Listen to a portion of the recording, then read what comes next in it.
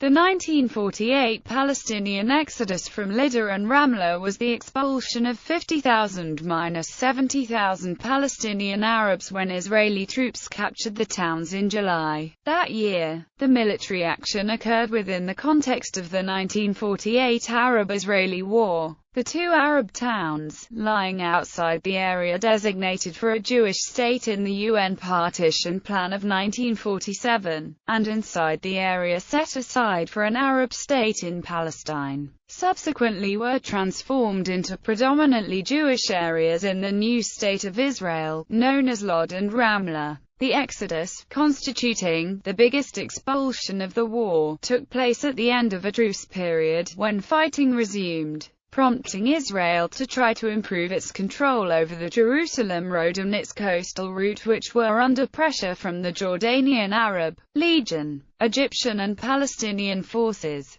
From the Israeli perspective, the conquest of the towns averted an Arab threat to Tel Aviv, thwarted an Arab Legion advance by clogging the roads with refugees, forcing the Arab Legion to assume a logistical burden that would undermine its military capacities, and help demoralize nearby Arab cities. On 10 July, Glubb Pasha ordered the defending Arab Legion troops to make arrangements for a phony war. The next day, Ramle surrendered immediately, but the conquest of Lydda took longer and led to an unknown number of deaths. Israeli historian Benny Morris suggests up to 450 Palestinians and 9 to 10 Israeli soldiers died. Once the Israelis were in control of the towns, an expulsion order signed by Yitzhak Rabin was issued to the Israel Defense Forces stating, 1. The inhabitants of Lydda must be expelled quickly without attention to age. Ramle's residents were bussed out,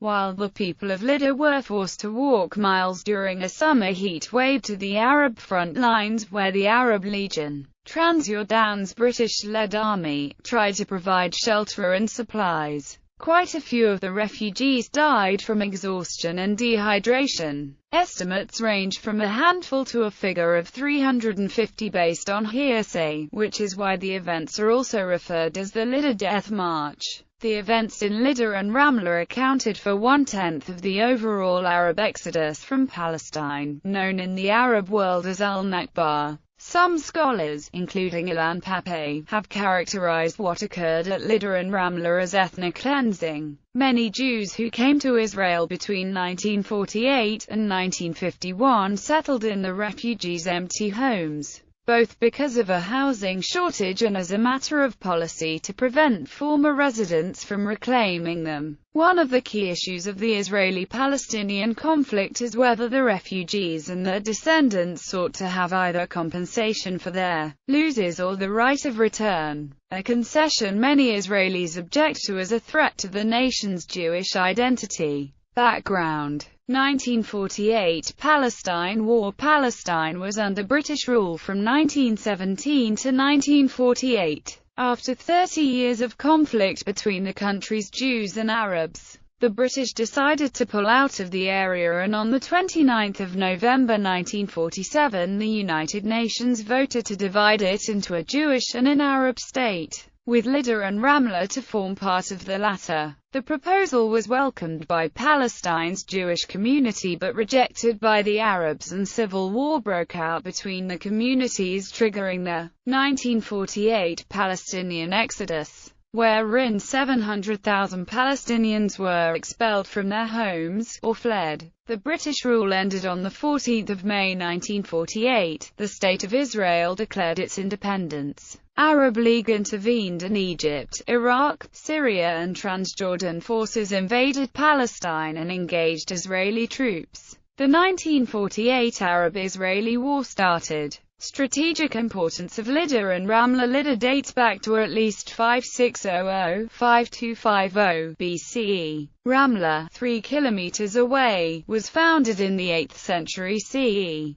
Both towns were strategically important because they sat at the intersection of Palestine's main north-south and east-west roads. Palestine's main railway junction and its airport were in Lydda, and the main source of Jerusalem's water supply was 15 kilometers away. Jewish and Arab fighters had been attacking each other on roads near the towns since hostilities broke out in December 1947. Israeli geographer Arnon Golan writes that Palestinian Arabs had blocked Jewish transport to Jerusalem at Ramle, forcing the Israelis to build a bypass called the Burma Road. Israel had launched several ground or air attacks on Ramle and Latrun in May 1948, and Israel's Prime Minister, David Ben-Gurion, developed what Benny Morris calls an obsession with the towns. He wrote in his diary that they had to be destroyed, and on the 16th of June referred to them during an Israeli cabinet meeting as the Two Thorns.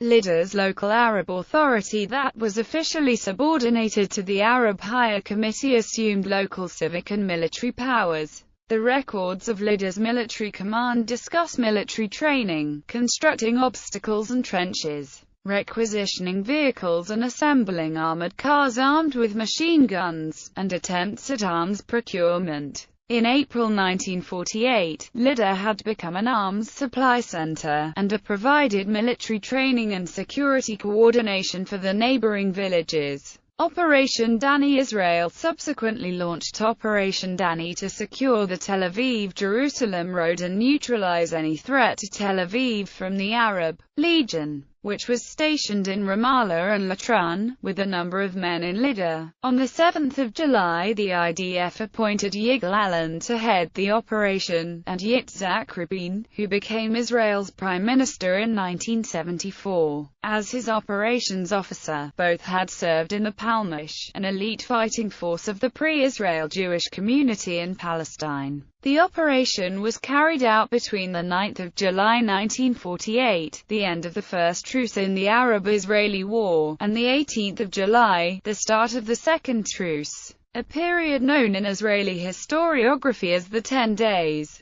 Morris writes that the IDF assembled its largest force ever, the year.The Brigade, the 8th Armored Brigades 82nd and 89th Battalions, 3 battalions of Kiryat and Alexandroni infantrymen, an estimated 6,000 men with around 30 artillery pieces. Lydda's defenses in July 1948. Lydda and Ramle had a joint population of 50,000–70,000 Palestinian Arabs, 20,000 of them refugees from Jaffa and elsewhere. Several Palestinian Arab towns had already fallen to Jewish or Israeli advances since April, but Lydda and Ramle had held out. There are differing views as to how well defended the towns were. In January 1948, John Bagot Glubb, the British commander of Transjordan's Arab Legion, had toured Palestinian Arab towns, including Lydda and Ramle, urging them to prepare to defend themselves. The Legion had distributed barbed wire and as many weapons as could be spared. Lydda had an outer line of defense and prepared positions, an anti-tank ditch and field artillery, as well as a heavily fortified and armed line northeast of central Lydda. Israeli historians Alon Kaddish and Avraham Seller write that the Arab National Committee, a local emergency Arab authority that answered to the Arab Higher Committee run by the Grand Mufti of Jerusalem, had assumed civic and military control of Lydda, and had acquired arms, conducted training, constructed trenches, requisitioned vehicles, and organized medical services.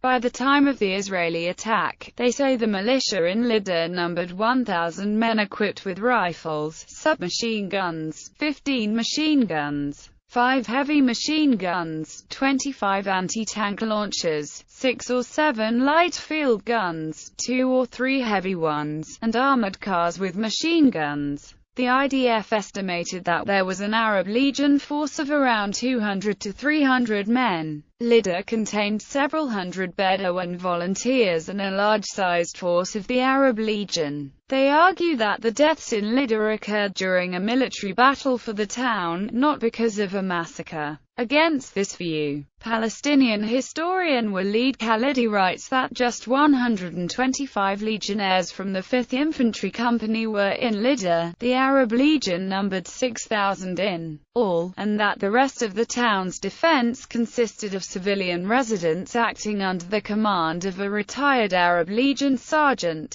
According to Morris, a number of Arab Legion soldiers, including 200 to 300 Bedouin volunteers, had arrived in Lydda and Ramle in April, and a company-sized force had set itself up in the old British police stations in Lydda and on the Lydda-Ramle road, with armoured cars and other weapons. He writes that there were 150 legionnaires in the town in June, though the Israelis believed there were up to 1,500. An Arab Legion officer was appointed military governor of both towns, signaling the desire of Abdullah I of Jordan to stake a claim in the parts of Palestine allotted by the UN to a Palestinian Arab state. But Glubb advised him that the Legion was overstretched and could not hold the towns. As a result, Abdullah ordered the Legion to assume a defensive position only, and most of the legionnaires in Lydda withdrew during the night of 11–12 July. Kaddish and Seller write that the National Committee stopped women and children from leaving,